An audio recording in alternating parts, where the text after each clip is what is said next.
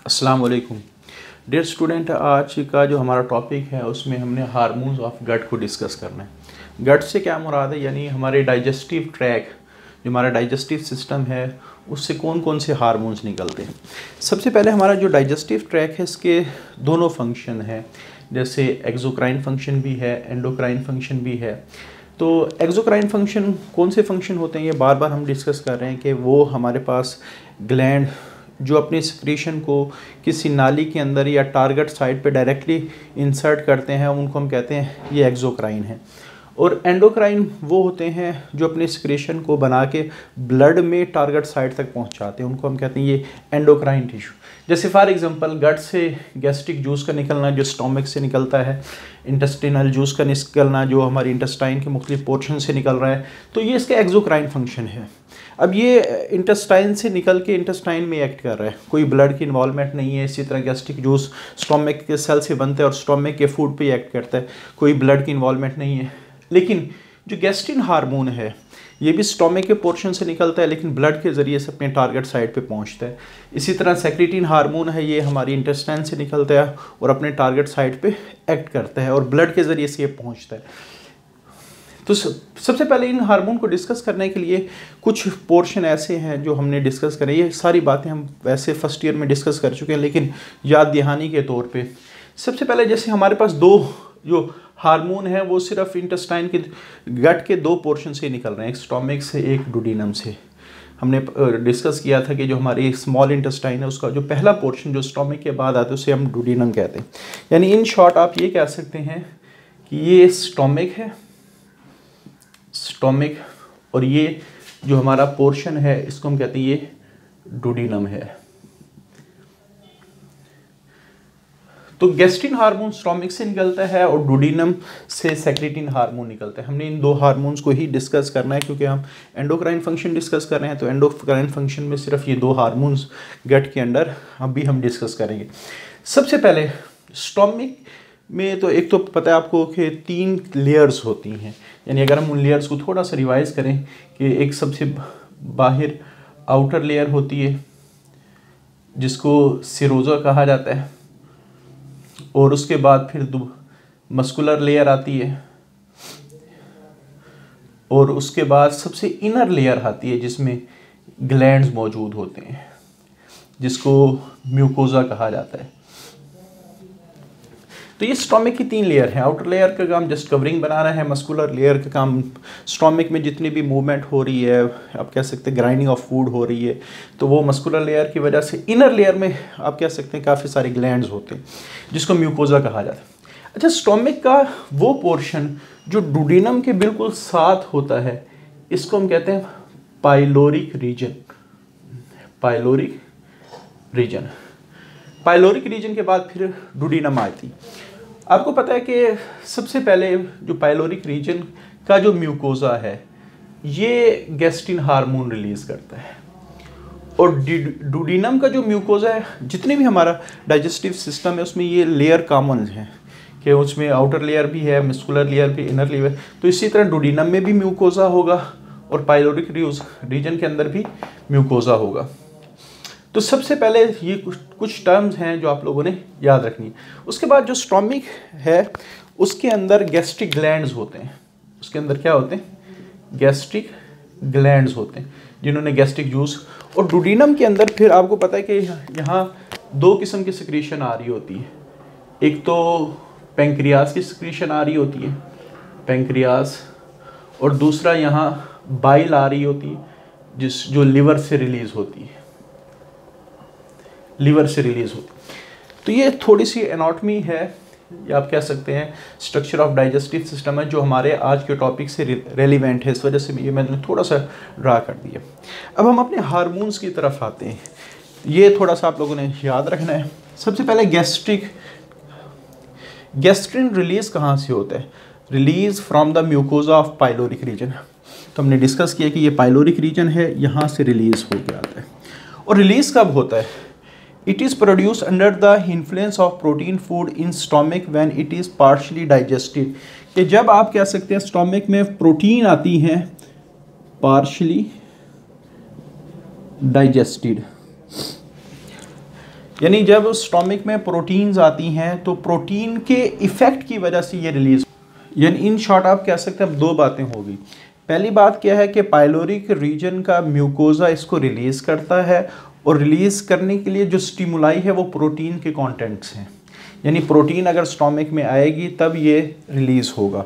अच्छा, इसका फंक्शन क्या है कि ये गैस्ट्रिक ग्लैंड पे जाके एक्ट करता है और वहाँ गैस्ट्रिक जूस की सिक्रेशन को बढ़ा देता है। यानी अगर हम इसका फ्लो चार्ट ड्रा करें तो सबसे पहले आपने जहन में रखना है कि स्टोमिक में प्रोटीन आई और पाइलोरिक रीजन ऑफ स्टोमिक ने गैस्ट्रिन रिलीज करना शुरू कर देना। गैस्ट्रिन ब्लड में आएगा, ब्लड से गैस्ट्रिक ग्लैंड पे जाके एक्ट करेगा, गैस्ट्रिक ग्लैंड पे, और यहाँ से गैस्ट्रिक जूस रिलीज होगा और गैस्ट्रिक जूस फिर आपको पता है प्रोटीन की डाइजेशन करेगा। यानी ये फ्लो चार्ट है इसका। स्टोमिक की प्रोटीन आई, पाइलोरिक रीजन के ने उसको डिटेक्ट किया, वहाँ से गैस्ट्रिन रिलीज़ हुआ, गैस्ट्रिन ब्लड के ज़रिए से गैस्ट्रिक ग्लैंड पे पहुँचेगा, गैस्ट्रिक जूस रिलीज़ ज़्यादा होगा और प्रोटीन की, गैस्ट्रिक जूस में आपको पता है पेप्सिन एंजाइम होता है जो प्रोटीन को डाइजेस्ट करते हैं। जितनी ज़्यादा प्रोटीन होगी उतनी ही स्ट्रॉन्ग स्टिमुलाई होगी पाइलोरिक रीजन के लिए, उतने ही ज़्यादा गैस्ट्रिन रिलीज़ होगा, उतने ही गैस्ट्रिक ग्लैंड पे एक्शन होगा, उतने ही गैस्ट्रिक जूस ज़्यादा रिलीज़ होगा और उतनी प्रोटीन की डाइजेशन होगी। यानी आप कह सकते हैं जितनी प्रोटीन के कंटेंट होंगे उतना गैस्ट्रिन रिलीज़ हुआ, उतनी गैस्ट्रिक ग्लैंड पे एक्ट हुआ, उतनी गैस्ट्रिक जूस और प्रोटीन की क्या होगी, डाइजेशन होगी। तो ये हमारे पास एक छोटा सा हार्मोन है गैस्ट्रिन। रिलीज़ कहाँ से होते हैं, पाइलोरिक रीजन ऑफ म्यूकोजा, और रिलीज़ कब होता है, जब स्टोमिक के अंदर प्रोटीन के कंटेंट्स आते हैं। फंक्शन क्या है कि इसने गैस्ट्रिक जूस के सिक्रेशन को कंट्रोल करना है। अच्छा, उसके बाद दूसरा जो हार्मोन हमारे पास है वो सेक्रेटिन हार्मोन है। ये कब रिलीज़ होता है, अगर आपको याद हो कि यहाँ HCl फूड को एसिडिक बना देते हैं, HCl फूड को क्या बना देते हैं, एसिडिक बना देते हैं। अब जब एसिडिक फूड जब डुडीनम में आती है तो यहाँ एक प्रॉब्लम आता है कि जो डुडीनम के एंजाइम्स हैं जो पैंक्रियास से आ रहे हैं वो एसिडिक फूड पे एक्ट नहीं कर सकते, तो इस वजह से उस फूड को न्यूट्रलाइज होना पड़ेगा। तो जब एसिडिक फूड डुडीनम में आती है तो ये स्टिमुलाई है, एसिडिक फूड का डुडीनम में इंटर होना स्टिमुलाई है। तो डुडीनम की जो वॉल है वो क्या करती है, एक हार्मोन रिलीज करती है जिसका नाम है सेक्रेटिन हार्मोन। तो सबसे पहले तो आपने याद रखना है कि डुडीनम का जो म्यूकोजा है, mucosa internal most layer of small intestine, तो वहाँ से रिलीज होता है। कब रिलीज होता है, when acidic food touches the lining of duodenum, lining of duodenum, कि डुडीनम की दीवार से जब एसिडिक फूड टकराती है तो ये रिलीज होता है। अब ये क्या करेगा, अब जो सेक्रेटिन है ये ब्लड के ज़रिए से पैंक्रियास पे जाके एक्ट करेगा, लीवर पे जाके एक्ट करेगा और गैस्ट्रिक ग्लैंड पे जाके एक्ट, तीन जगह ये एक्ट कर रहा है, पैंक्रियास पे, लीवर पे और गैस्ट्रिक ग्लैंड पे। पैंक्रियास से तो पैंक्रियाटिक जूस निकलना शुरू हो जाएगा, पैंक्रियाटिक जूस निकलना शुरू हो जाएगा और लीवर से बाइल निकलना शुरू हो जाएगी। ये दोनों तो सिक्रीशन होती हैं, लेकिन जो गैस्ट्रिक ग्लैंड है उसकी सिक्रीशन इनहिबिट हो जाती ताकि मजीद एसिडिक फूड यहाँ इंटर ना हो। अब स्टोमिक ने अपना काम कर लिया है, अब डुडीनम ने अपना काम करना है, तो इस वजह से थोड़ी देर के लिए जो स्टोमिक का फंक्शन है, जब तक इसके साथ, इस फूड के साथ मुकम्मल तौर पे आगे प्रोसीजर नहीं चलता, उस वक्त तक गैस्ट्रिक ग्लैंड को थोड़ी देर के लिए इनहिबिट कर दिया जाता है ताकि मज़ीद एसिडिक फूड इसमें इंटर ना हो। तो यहाँ अब आपने जहन में रखना है कि जो सेक्रेटिन हार्मोन है ये रिलीज़ कहाँ से हुआ, डुडीनम वॉल, और एक्ट इसने किस पे जाके किया, तीन चीज़ों पे, एक पैंक्रियाटिक जूस, एक लीवर और तीसरा हमारे पास है गैस्ट्रिक ग्लैंड यानी स्टोमिक के सेल्स। ठीक है, तो फंक्शन इसका क्या है कि रिलीज ऑफ पैंक्रियाटिक जूस। अब पैंक्रियाटिक जूस में थोड़ा सा आइडिया के लिए हमारे पास तीनों किस्म के एंजाइम होते हैं, लाइपेज जो लिपिड को डाइजेस्ट करते हैं, अमाइलेज जो कार्बोहाइड्रेट को डाइजेस्ट करते हैं, ट्रिप्सिन जो प्रोटीन को, और जो सबसे इंपॉर्टेंट है वो सोडियम बाइकार्बोनेट है जो एसिडिक फूड को क्या करते हैं, न्यूट्रलाइज करते हैं।